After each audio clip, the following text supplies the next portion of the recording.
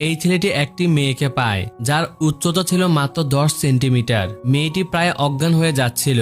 Mic সঙ্গে সঙ্গে তাকে ধরে পকেটে রাখে আর বাড়িতে নিয়ে আসে। সে মেয়েটিকে দুধ ভর্তি পাত্রে গোসল করায়, এরপর একটি টিস্যু বক্স বের করে সেটি খালি করে তোয়ালা মুড়ে তার জন্য একটি আরামদায়ক বিছানা তৈরি করে। মেয়েটি গভীর ঘুমে মগ্ন হলো। মাইক যখন বাইরে গেল তখন সে মেয়েটিকে নিজের পকেটে রাখে। ক্লাসের সময় মেয়েটি বইয়ের নিচে লুকিয়ে তার সাথে কথা বলতে থাকে। স্কুল ছুটির পর মাইক মেয়েটিকে নিয়ে কেনাকাটা শুরু করে। সে তার জন্য একটি সুন্দর বারবি পোশাক কিনলো, সঙ্গে সুস্বাদু আইসক্রিমও। মেয়েটি একটি সুন্দর রুমাল পেল। সে মাইককে অনুরোধ করে সেটি দিয়ে তার জন্য একটি পোশাক তৈরি করে দিতে। সে রুমালে শুয়ে পড়ে।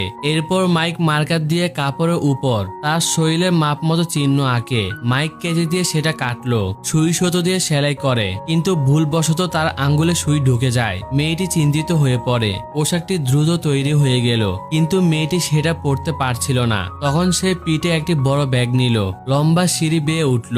মাইকের বোনের ঘরে আসে। সে একটি বক্স খুললো যেটাই সুন্দর বারবি পোশাক ভরা ছিল। সে অনেক সময় নিয়ে সাবধানে পোশাক পছন্দ করে আর ব্যাগ ভর্তি করে নিল। কিন্তু যেই সে নিজের ঘরে ফিরতে যাবে তখন দেখলো কেউ একজন বাড়িতে ঢুকেছে। মেয়েটি সঙ্গে সঙ্গে ফোন বের করলো আর পা দিয়ে মাইককে মেসেজ পাঠায়। তখন মেয়ে বুঝতে পারে চোর এই রুমের দিকে চলে আসছে।